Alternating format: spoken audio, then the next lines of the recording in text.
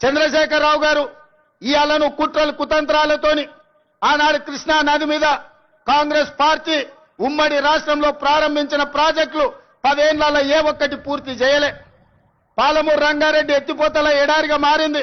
కల్వకుర్తి ఆగిపోయింది. భీమా, నెట్టంపాడు, కోయిల్ సాగర్, ఎస్ఎల్బిసి, సీతారామ, అదే విధంగా దేవాదుల, సమ్మక్క సారలమ్మ, ప్రాణహిత చేవెళ్ళ ఏ ప్రాజెక్టులు చూసినా ఎక్కడి అక్కడనే పడ్డాయి. ప్రాణహిత చేవెళ్ళ ఊరు మార్చి పేరు మార్చి అంచనాలు పెంచి 1,00,000 కోట్లు కొల్లగొట్టిన కాళేశ్వరం నువ్వు కట్టిన 3 ఏళ్లకే కూలేశ్వరం అయింది. 1,00,000 కోట్లు గంగలో కొట్టుకపోయినయ్యాల. ఇవాళ గోదావరిలో కొట్టుకపోవడానికి కారణం నువ్వు కాదా? నీ అవినీతి కాదా?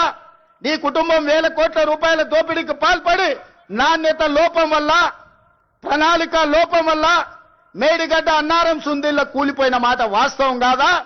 ఈ ప్రాజెక్టులు కూలిపోయినందుకు నిన్ను ఆ చిన్న కాళేశ్వరంలోనే ఉరి తీసినా తప్పు లేదని అక్కడి రైతాంగం అంటున్న మాట నిజం కాదా? వ్యవసాయం మీద 2 లక్షల కోట్లు ఖర్చయిన మిత్రులారా, కేవలం కాంట్రాక్టర్లకు 2 లక్షల కోట్ల రూపాయల బిల్లులు చెల్లించడు. మరి 1000 కోట్లతో పూర్తి కావాల్సిన కల్వకుర్తి ఎందుకు ఆగిపోయింది? 300 కోట్లతో పూర్తి కావాల్సిన భీమా ఎందుకు ఆగిపోయింది? 200 కోట్ల రూపాయలతో పూర్తి చేయాల్సిన నెట్టంపాడు ఎందుకు పూర్తి కాలే? ఇవాళ 6-7 వేల కోట్ల రూపాయలతో పూర్తి చేయాల్సిన సీతారామ ప్రాజెక్టు ఎందుకు ఆగిపోయింది? ఇవాళ ప్రతి ప్రాజెక్టు దేవాదుల 12,000 కోట్ల రూపాయలు ఖర్చయినాయి. ఇంకొక 3-4 వేల కోట్ల రూపాయలు ఖర్చు పెడితే ఇవాళ దాదాపుగా 4 లక్షల ఎకరాలకు నీళ్లు వస్తాయి. ఎందుకు పూర్తి చేయలేదని నేను అడుగుతున్నా. ఉమ్మడి రాష్ట్రంలో సమైక్య పాలనలో సీమాంధ్ర పాలకులు ఆనాడు తెలంగాణ సాగునీటి ప్రాజెక్టుల మీద నిర్లక్ష్యం వహించారు. తెలంగాణను ఎడారిగా మార్చిందని చెప్పిన నువ్వు 10 ఏళ్లలో ఏ ఒక్క ప్రాజెక్ట్ అయినా పూర్తి చేసినవా?